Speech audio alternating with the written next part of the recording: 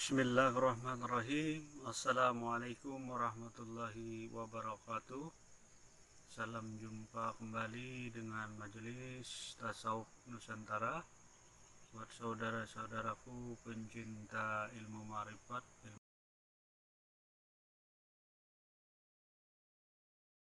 akan membahas tentang af'al Allah.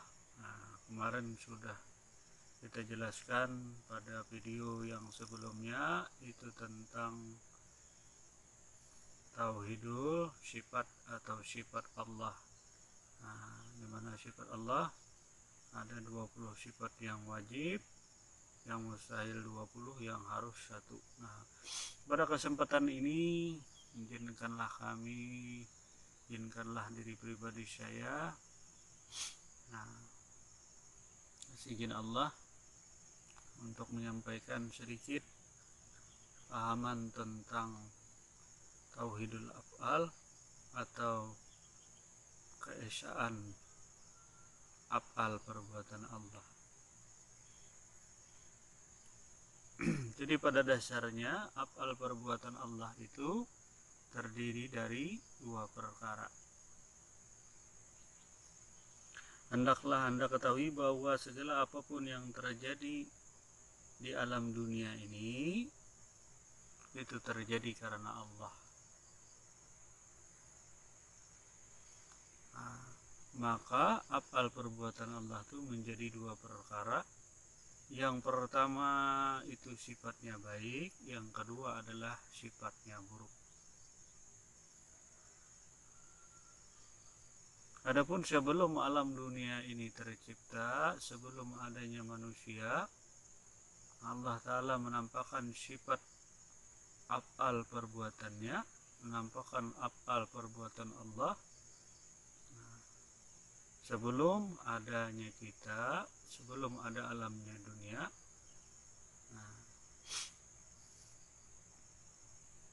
Di mana Allah menampakkan 2 sifatnya kepada kenyataan dirinya. Yang pertama kenyataan Allah, ini terjadi di dalam negeri akhirat, belum terjadi di alam dunia. Jadi maksudnya seperti ini. Kita kembali kepada awal penciptaan, sebelum alam dunia tercipta, sebelum makhluk isinya ada, seperti tumbuh-tumbuhan, pepohonan, binatang, ayam, babi dan lain sebagainya. Ini kita ngambil videonya di alam luas, alami, tidak di rumah kayak seperti biasa pengajian pada yang saudara-saudaraku saksikan. Kalau ini kita di alam terbuka, supaya tidak mengganggu orang lain. Jadi kembali kepada konteks kita tadi, tauhidul af'al, keesaan tentang af'al perbuatan Allah. Jadi esa itu maksudnya tiada berbilang, esa itu tiada 2 dan 3. Maksudnya hanyalah Allah yang ada melakukan segala af'al perbuatan, baik di negeri dunia maupun di negeri akhirat. Allah hendak minta kenal, aku adalah suatu perbendaharaan yang tersembunyi, karena aku hendak minta kenal, lalu kujadikanlah Nur Muhammad, lalu kujadikanlah makhluk, lalu kujadikanlah insan. Pada video yang telah lalu mungkin sudah diupload, itu tentang perjalanan ma'rifat, pengenalan diri kita kepada sifat Allah, pada af'al perbuatan Allah. Jadi nampaklah perbuatan Allah itu 2 perkara. Yang pertama adalah perbuatan baik, yang kedua adalah perbuatan buruk. Yang perlu kita ketahui di sini, sebelum kita ada, af'al perbuatan Allah itu sudah ada. Di af'al perbuatan Allah, sebelum kita ada di dunia, af'al perbuatan Allah sudah ada.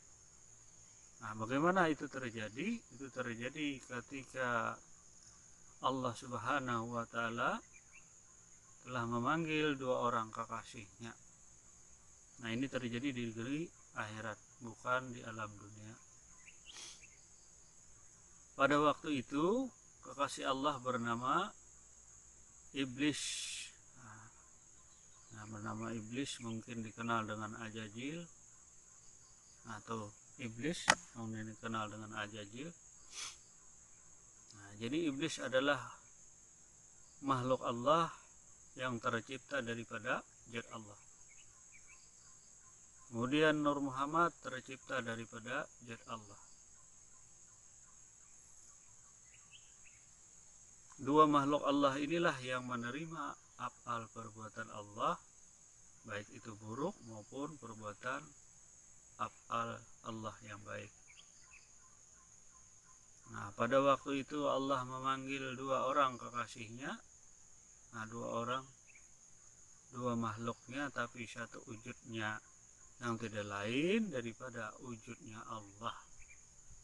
Nah, kemarin kita sudah bahas sifat Allah. Ada pertama adalah wujud Allah tiada dua dan tiga, wujud Allah esa.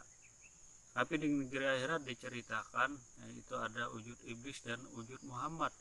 Sebenarnya wujud Allah itu satu, tapi memiliki dua rupa af'al perbuatan. Satu wujudnya, satu rupanya.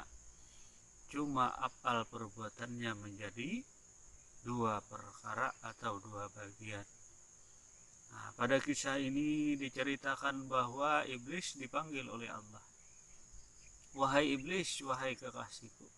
Lalu Iblis menjawab, kata Iblis, ya Allah, engkau adalah kenyataanku. Tanpa engkau aku tak ada. Tanpamu aku tak bisa berbuat. Engkaulah yang maha kuasa. Engkaulah menyebabkan aku nih ada. Tanpamu aku nih tiada. Apapun yang kau kehendaki, apapun yang kau perintahkan, itulah yang terjadi akan diriku. Jadi Iblis adalah waktu itu adalah kekasih Allah yang paling taat, nah, di antara yang lainnya. Jadi para malaikat di bawah daripada Iblis. Nah, jadi Iblis paling dekat, paling kenal dengan Allah. Maksudnya selain daripada Muhammad Sallallahu Alaihi Wasallam. Jadi Iblis dan Muhammad itu satu wujud, satu rupa, cuma perbuatannya yang membedakan. Nanti supaya jelas, ya ikuti terus nontonnya, jangan separuh-separuh, nanti salah tanggapan, salah kaprah, nah, nanti bisa menimbulkan kesimpulan sendiri tadi. Jadi supaya jangan salah paham nonton video ini, tolong tonton sampai selesai dan pahami betul-betul. Jangan sampai nanti terjadi kesalahan komunikasi atau miskomunikasi. Nah, jadi waktu itu Allah Subhanahu wa Ta'ala memanggil kekasihnya si Iblis tadi. Nah, karena Iblis itu tidak jauh, tidak dekat. Nah, Iblis pun hampir tiada. Iblis dirinya hampir, maksud hampir itu tiada jauh, tiada berbatas dengan Allah. Tapi dirinya tidak lain daripada kenyataan Allah, dirinya tidak lain daripada wujud daripada zat Allah. Nah, wahai Iblis, engkau dari saat ini engkau akan kutugaskan. Nah, engkau kusuruh taat kepadaku. Iblis menjawab, ya Allah, hanya kepadamulah aku berserah diri, hanya engkaulah yang ku taati, tiada yang lain yang ku taati selain engkau ya Allah. Engkaulah Tuhanku, engkaulah sembahanku, tiada lain, hanya engkau yang ada atas diriku. Wahai Iblis, mulai saat ini engkau kutugaskan, wahai Iblis, untuk memegang af'al perbuatan buruk, memegang segala amal perbuatan buruk, dari negeri akhirat ini sampai nanti engkau turun ke dunia.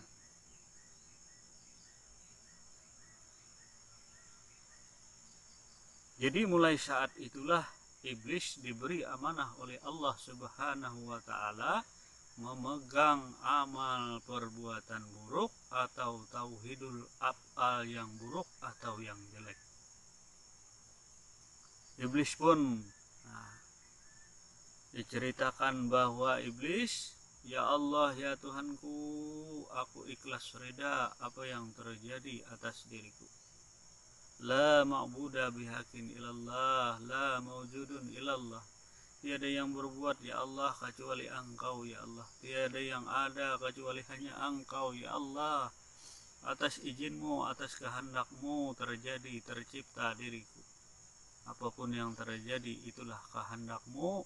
Kehendakmu itu tiada lain daripada kenyataan perbuatanku. Jadi iblis tidak pernah menolak perintah Allah. Iblis tidak pernah menunda-nunda perintah Allah.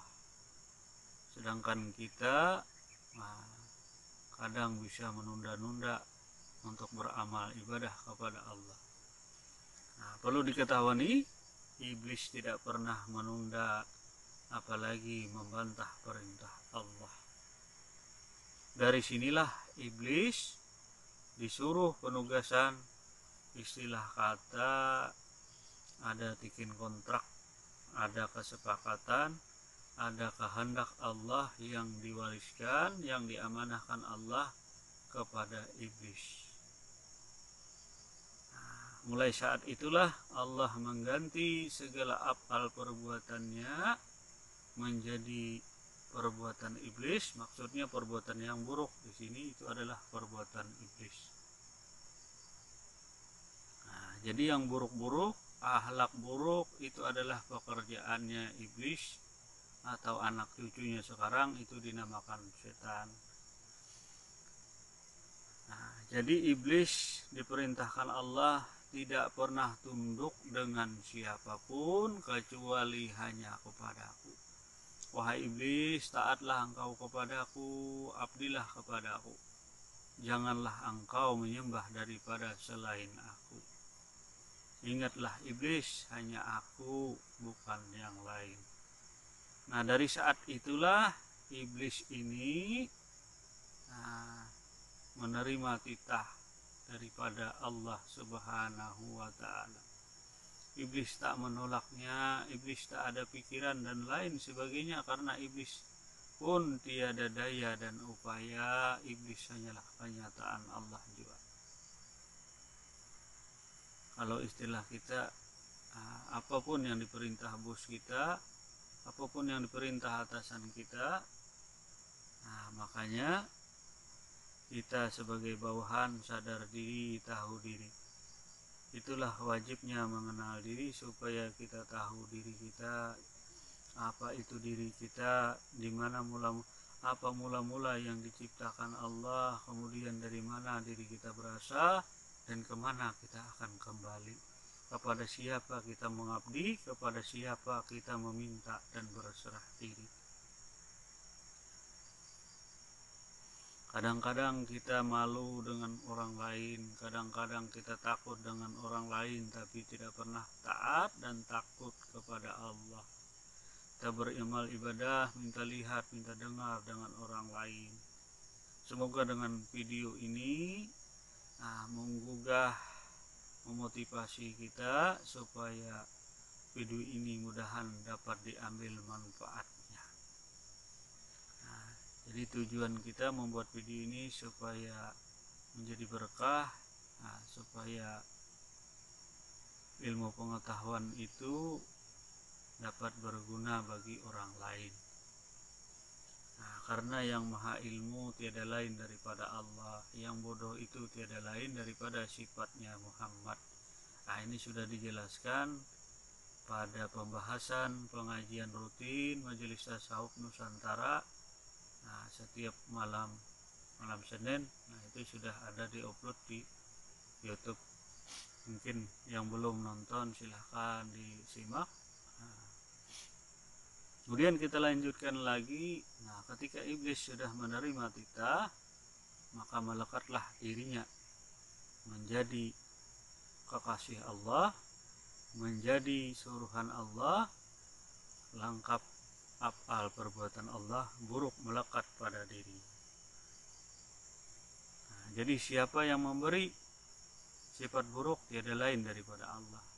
Kalau iblis membuat sendiri af'al perbuatan buruk, berarti iblis kuasa. Nah, itu mungkin sama terjadi dengan film-film, film Cina kah, film Mandarin. Biasanya iblis dan Tuhan berkelahi.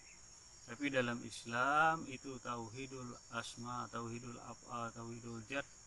Tuhan itu sebenarnya esa, esa kuasanya, esa kehendaknya, esa af'al perbuatannya. Kemudian Allah Ta'ala tadi memanggil kekasihnya yang bernama Muhammad. Wahai Muhammad, kekasihku.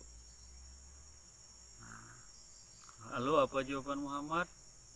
Jawab Muhammad, ya Allah, aku inilah hanya kenyataan Engkau. Tanpa Engkau aku tiada. Wujudku inilah adalah wujud Engkau. Namaku inilah namamu. Apapun yang terjadi atas diriku itu atas kehendakmu. Aku hanyalah la haula wala quwata illa billahil aliyil azim. Tiada daya dan upaya melainkan hanya Engkau ya Allah. Wala qadirun wala muridun wala samiun wala basirun wala mutaqalimun. Tiada yang kuasa, tiada yang berkehendak, tiada yang melihat, tiada yang tahu, tiada yang berkata-kata, tiada yang mendengar kecuali hanya Allah.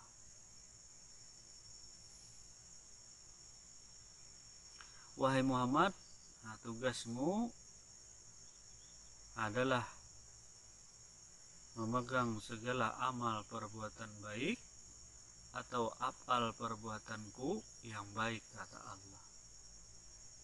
Mulai saat itulah Muhammad Sallallahu Alaihi Wasallam ditugaskan Allah, dimisrai sifat Allah adalah sifat akhlak yang baik.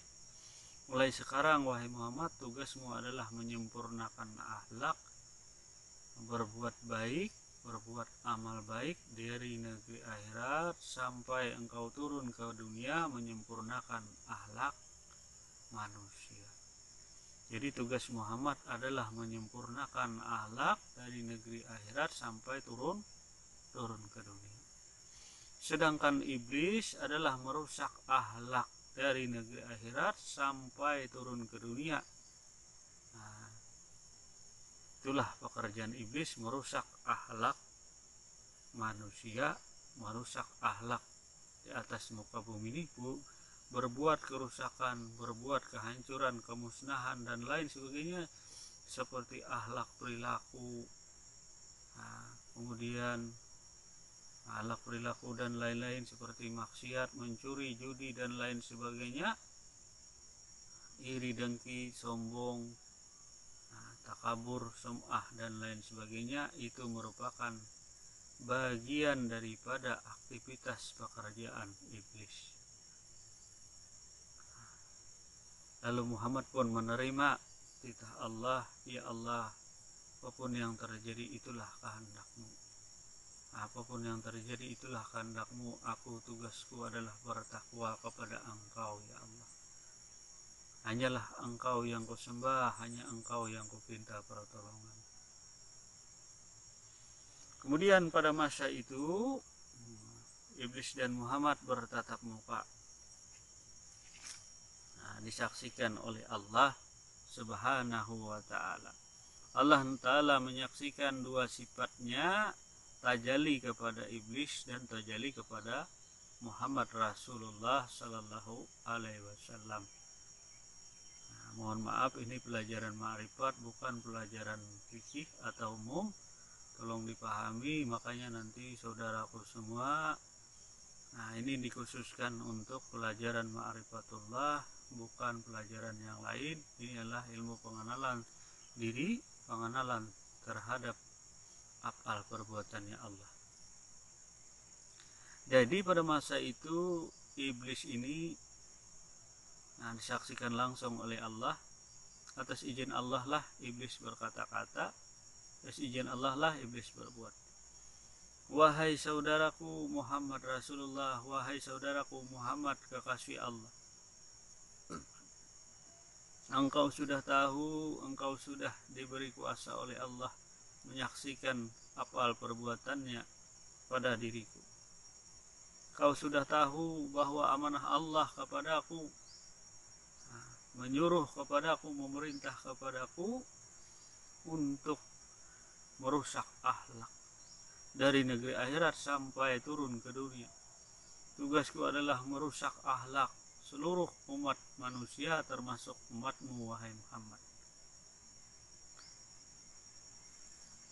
Makanya iblis di negeri akhirat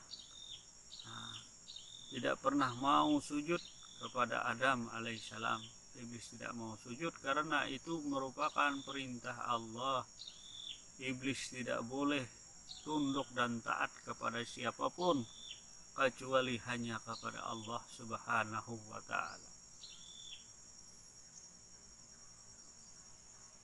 Wahai Muhammad, wahai saudaraku, seujud, sekata, seia, serasa.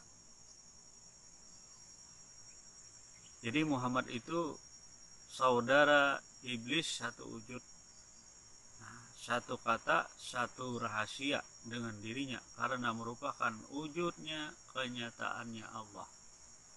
Satu wujud, satu kata, satu rahasia. Karena tiada yang wujud di alam semesta ini kecuali hanyalah wujud Allah. Bukan wujud lainnya, tapi rupanya satu, af'al perbuatannya menjadi dua. Ada yang buruk, ada yang baik. Wahai Muhammad saudaraku, kalau nanti aku turun ke dunia, aku laksanakan perintah Allah. Bagaimana wahai saudaraku, engkau nanti kulempar dengan batu, engkau nanti kulempar dengan kotoran, engkau nanti kulempar dengan batu. Bagaimana wahai saudaraku, sedangkan aku tak kuasa, aku tak memiliki kehendak apapun kecuali hanya kehendak Allah. Iblis melontarkan pertanyaan langsung kepada Sayyidina Muhammad Rasulullah.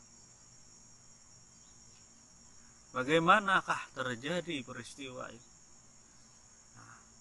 Apakah kita sudah mendalami ma'rifat kita? Apakah kita sudah mendalami tentang af'al perbuatan Allah sampai kepada puncak atau sampai kepada dasar yang paling dalam? Terkadang kita menyalahkan orang lain atas perbuatan yang terjadi pada diri kita.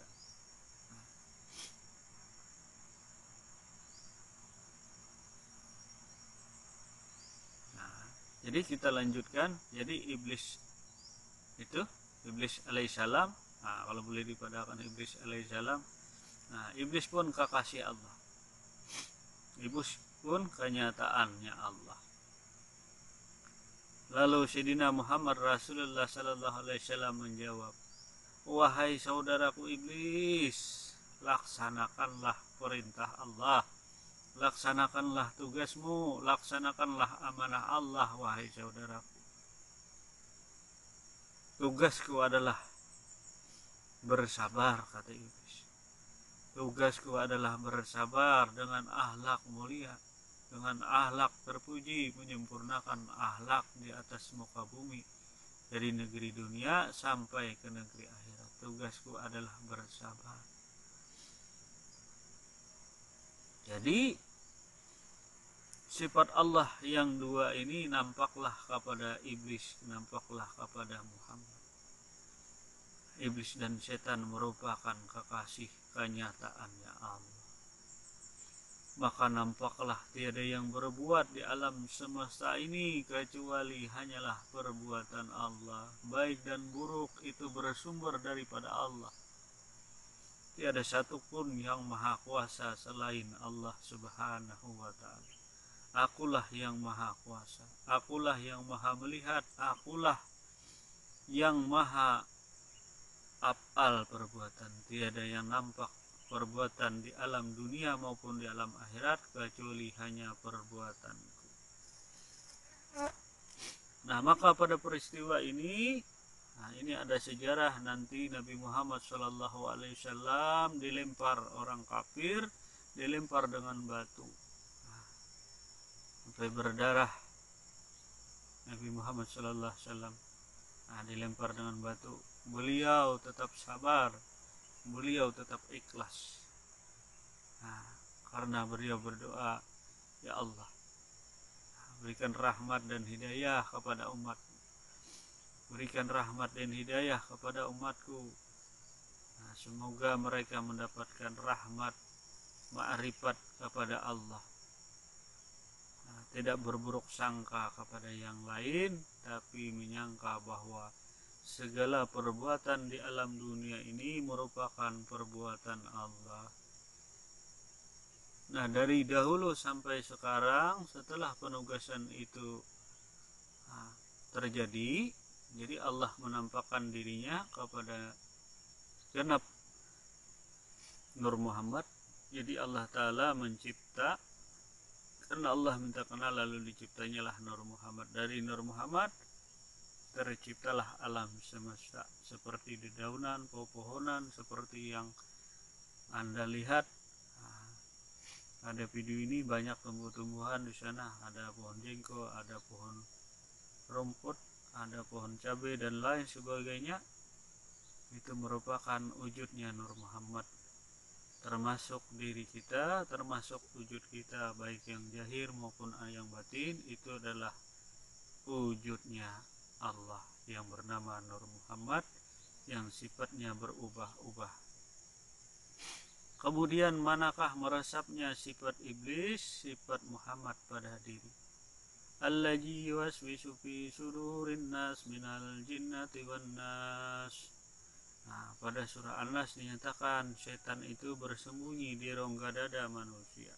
Pada video yang telah lalu dinyatakan, karena ini memperjelas afal perbuatan Allah, bahwa yang nampak afal perbuatan buruk itu, setan itu mesranya di diri setiap insan manusia.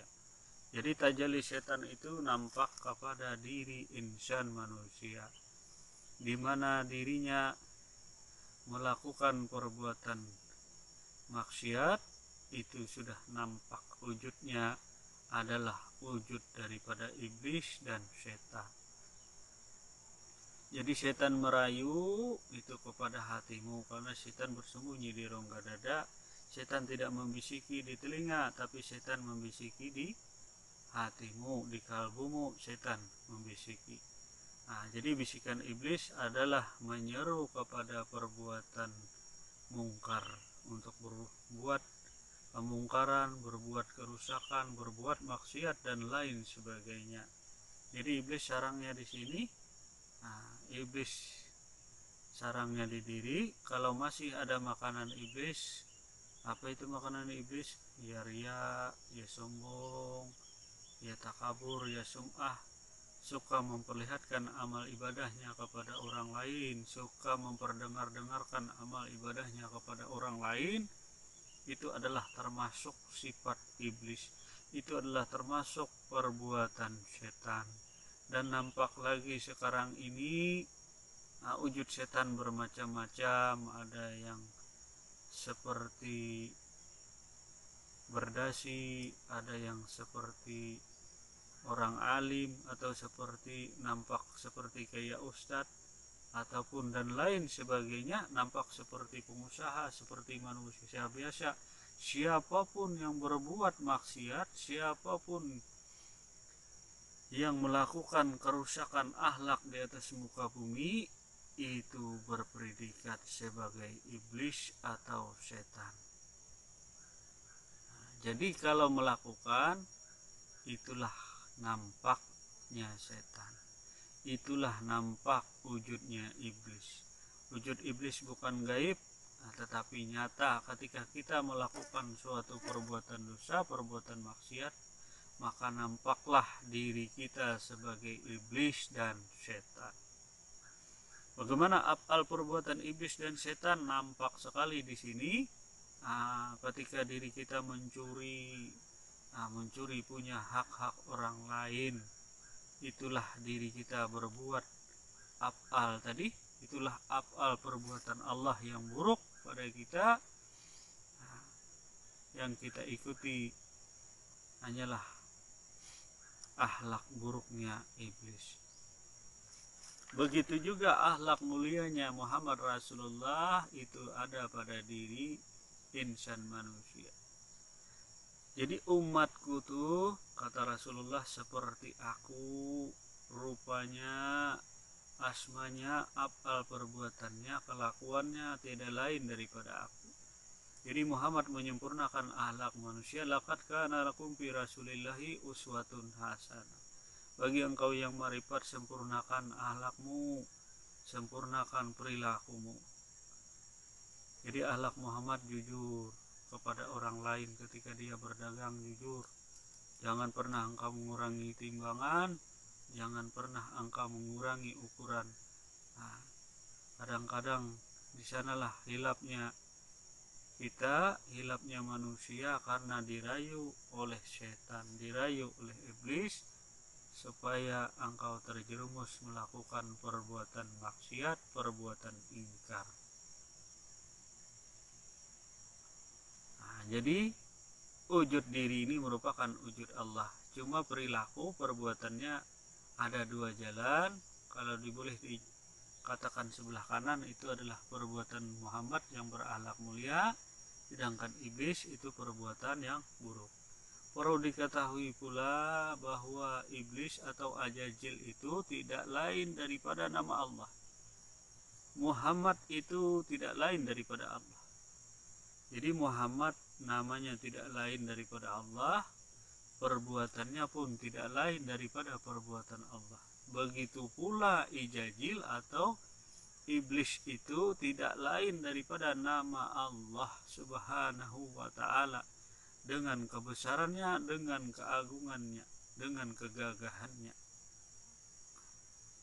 Jadi jangan salah kaprah kita bahwa nama Ijajil itu ialah nama Allah juga, sedangkan nama Muhammad itu adalah nama Allah juga, bukan lainnya, bukan ainnya, tapi tiada lain itu daripada Allah juga.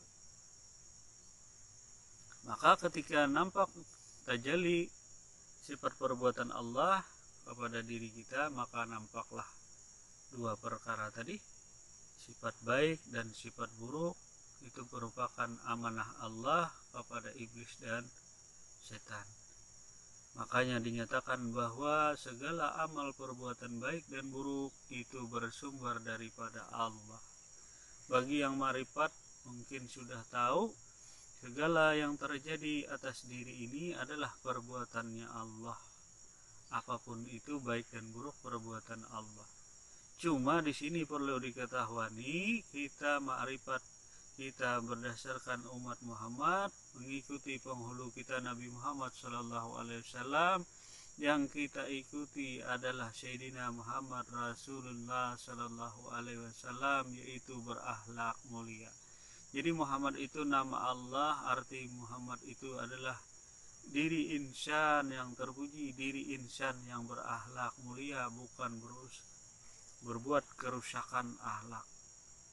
Mungkin sudah jelas, diri insan manusia yang bernama Muhammad adalah diri insan yang berakhlak mulia, jujur, amanah. Ketika diberi amanah, wajiblah kita menjaga amanah. Ketika kita berdagang dan lain sebagainya, wajiblah kita jujur kalau mau dikatakan umat Muhammad. Jadi umat Muhammad seperti Muhammad, rupanya tiada lain daripada rupa Muhammad, namanya tiada lain daripada nama Muhammad, kelakuannya tidak lain daripada kelakuan Muhammad. Banyak kita mendengar, banyak kita nyaksikan ketika nuntut marifat, semuanya serba Allah, semuanya serba perbuatan Allah. Tapi perbuatannya tadi campur aduk. Ketika Nah, mengambil kayu orang dinyatakan itu perbuatan Allah. Nah, memang benar itu perbuatan Allah, cuma Rasulullah tidak menyarankan untuk melaksanakan perbuatan mungkar karena itu bukan golongan Muhammad, tapi itu adalah golongan setan. Nah, perbaikilah makrifat, perbaikilah akhlak tadi. Nah, karena makrifat itu, karena tasawuf itu memperbaiki akhlak manusia. Siapakah yang mengajarkan makrifat? Tentunya adalah Allah, tiada lain daripada Muhammad, supaya sempurna engkau berakhlak di atas muka bumi, supaya sempurna menjalani kehidupan. Nah, banyak yang melakukan pencurian dan lain sebagainya mengatasnamakan afal perbuatan Allah. Nah, itu adalah golongan sebenarnya golongan iblis dan setan, maka kekalah nanti dirinya di negeri akhirat di dalam neraka. Karena Allah memiliki hari pembalasan di dunia dan di akhirat. Malik Yaumiddin, aku adalah raja negeri dunia dan raja negeri akhirat. Aku adalah memiliki hari pembalasan di dunia dan di akhirat. Nah, memang benar semuanya perbuatan Allah, tetapi ketika diri ma'rifat, nah, bayangkan ketika Anda mencuri, hukum Allah berlaku. Memang yang mencuri Allah, tapi Allah juga yang menghukummu. Ambil uang orang, ambil harta benda orang, nanti engkau ditangkap oleh Allah juga. Jadi yang menangkapmu Allah, yang mencuri Allah. Nah, jadi kalau ada yang berdalil sebuah perbuatan Allah, nah, memang semua perbuatan Allah baik dan buruk perbuatan Allah. Cuma laksana mobil, kita berjalan tentunya ada rem, ada gasnya. Ketika jalan berlubang, tentulah kita menghindari lubang, injaklah rem. Nah,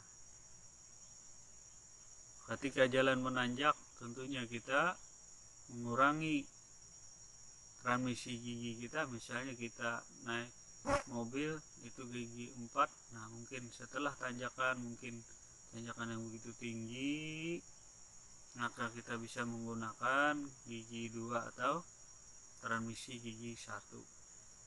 Nah, begitu juga ketika ada halangan rintangan, maka rem tadi yang kau pergunakan. Apa itu rem? Yang merem diri kita adalah tiada lain daripada afal perbuatan Muhammad. Akhlak perilaku Muhammadlah yang kau turuti. Karena tajalinya afal perbuatan Allah itu dua pada kita, perbuatan baik dan buruk. Nah, di mana semuanya bersumber kalam Allah itu kepada kalbumu, kepada hatimu, kepada fuad. Di hati kecil itu adalah yang selalu jujur, yang selalu berkata-kata. Sedangkan iblis dan setan, nah, kalam Allah tadi satu, karena bercabang dua, karena hati tadi banyak rusak, banyak penyakit, maka diri kita kadang-kadang lebih mengutamakan perbuatan iblis daripada perbuatannya Muhammad.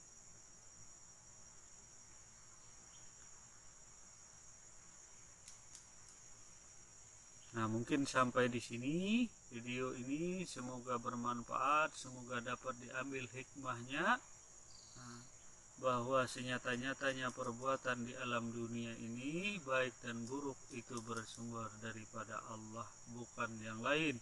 Wujudnya adalah wujud Allah, yang melakukannya adalah Allah. Nah, ketika kita mendorong gerobak, yang dorong gerobak itu adalah tiada lain daripada Sang Hyang Maha Kuasa, Sang Hyang yang Maha Berkehendak. Itulah Allah yang Maha mendorong, itulah Allah yang menarik atas afal perbuatannya. Begitu juga ketika diri kita makan, ini afal perbuatan Allah. Yang ngasih kita makan itu adalah Allah. Yang ngasih kita uang adalah afal perbuatannya Allah. Ketika diri kita nampak ngasih sumbangan, membagikan sedekah kepada fakir miskin, pada anak yatim, itulah perbuatan Allah, bukan perbuatan kita.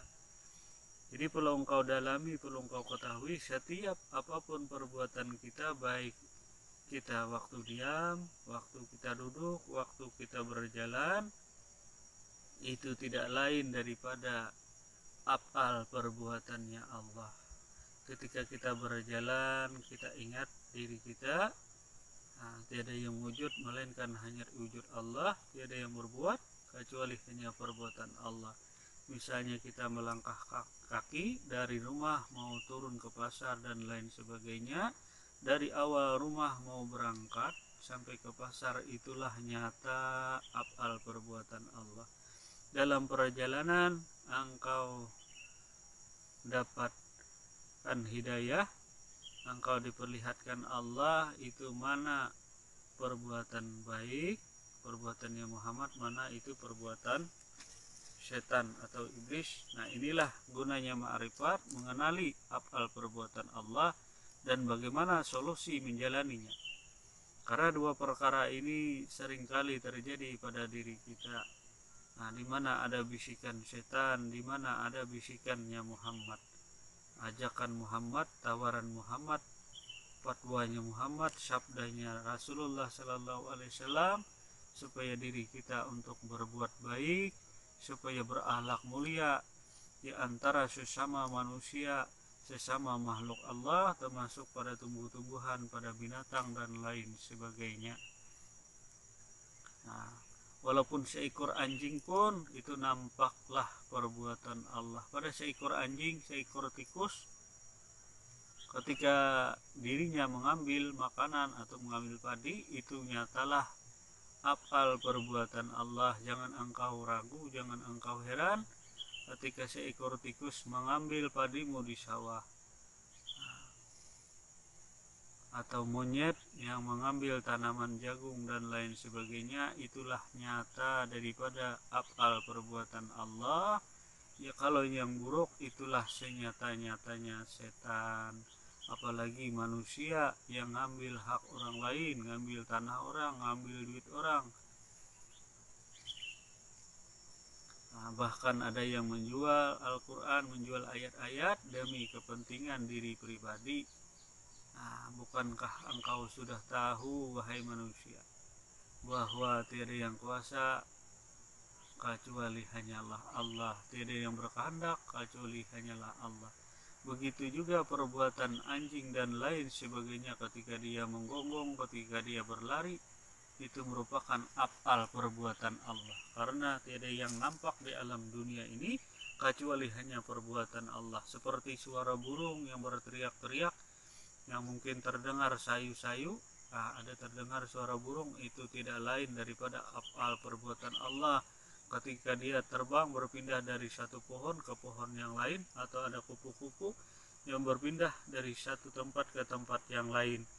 Begitu pula af'al perbuatan Allah nampak kepada pohon, ini pada pohon bergerak. Nah, itu pada daun-daun nampaklah af'al perbuatan Allah, bergerak daun itu karena izin Allah. Mungkin Anda lihat di sana daun-daun ada yang bergerak, ada yang bergerak. Nah, seperti daun pisang, laksana hidup, yang hidup itu tiada lain daripada Allah, yang berbuat itu tiada lain daripada perbuatan Allah. Jadi perbuatan tumbuh-tumbuhan, binatang pun adalah af'al perbuatan Allah, cuma perbuatannya berbeda dengan kenyataannya atau tajalinya seperti perbuatan manusia pada umumnya. Dimana tumbuh-tumbuhan bisa tumbuh tinggi, pada prosesnya ditanam biji, seperti pohon jengkol. Itu ada pohon jengkol yang di belakang atau pohon cempedak, itu bijinya ditanam, tumbuh, lalu terbitlah batang. Biji itu sebenarnya titik daripada bak, kemudian berbatang, tumbuhlah alif, lalu bercabang. Setelah bercabang tumbuhlah ranting, tumbuhlah dahan dan lain sebagainya. Tumbuh dahan, tumbuh ranting, berdaun, berbunga dan berbuah. Begitu juga diri manusia, asalnya daripada titik noktah menjadi alif. Setelah alif nampaklah wujud dirinya Allah, nampaklah af'al perbuatannya Allah. Jadi jangan engkau ragu bahwa tiada yang berbuat di alam semesta ini kecuali hanyalah perbuatannya Allah. seperti dapat musibah dan lain sebagainya, itu sudah qada dan qadar Allah. Itulah af'al perbuatannya yang menghendaki atas wujudnya. Apapun yang terjadi pada wujud kita, kita ikhlas reda karena itu sudah af'al perbuatannya. Jangan engkau ragu lagi. Nah, ini bukan hanya teori, tapi nyatalah meresap kepada diri.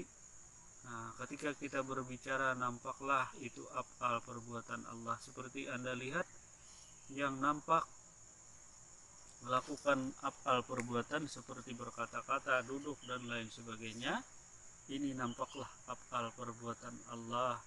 Apakah itu baik, apakah itu buruk, sudah nampak kepada diri kita. Nah, jadi di alam luas ini semuanya adalah perbuatan Allah. Baik perbuatan binatang yang paling kecil seperti semut. Nah, itu ada semut. Nah, semut bergerak itu atas izin Allah. Tiada bergerak satu jarah pun kecuali hanyalah af'al perbuatan Allah, kecuali hanya izin Allah. Itu ada binatang tungau, kata orang Banjar, binatang kecil yang merah yang bisa menggigit, itu bergerak dengan lambat, tapi pasti itulah gerak af'al perbuatannya Allah. Jadi apapun yang terjadi di alam ini, baik binatang maupun tumbuh-tumbuhan, yang kita lihat, kita saksikan, seperti daun pisang bergerak dengan sendirinya, seperti burung-burung yang terbang ke sana kemari sekehendak hatinya, itu merupakan af'al perbuatannya Allah Subhanahu wa ta'ala. Jangan ragu, jangan bimbang wahai saudaraku. Dinyatakan Allah bahwa tiada af'al perbuatan kecuali hanyalah perbuatannya Allah. Maka serahlah pada diri, serahlah pada diri kita. Kita disuruh mengenal diri, akan mengenal Allah. Mengenal perbuatan diri, maka akan mengenal af'al perbuatan Allah. Lewat mengenal perilaku kita, ada baik, ada buruk, di sanalah kita mengetahui af'al perbuatan Allah yang nampak pada kita. Kitalah ganti, kitalah waris daripada sifat Allah. Kita siapa? Pada pertanyaan kemarin, kita manusia itu tidak ada, yang ada hanyalah Muhammad, yang ada hanyalah diri daripada iblis tadi. Tiada lain dirimu daripada Muhammad, tiada dirimu kecuali hanya Allah, jiwa yang nampak.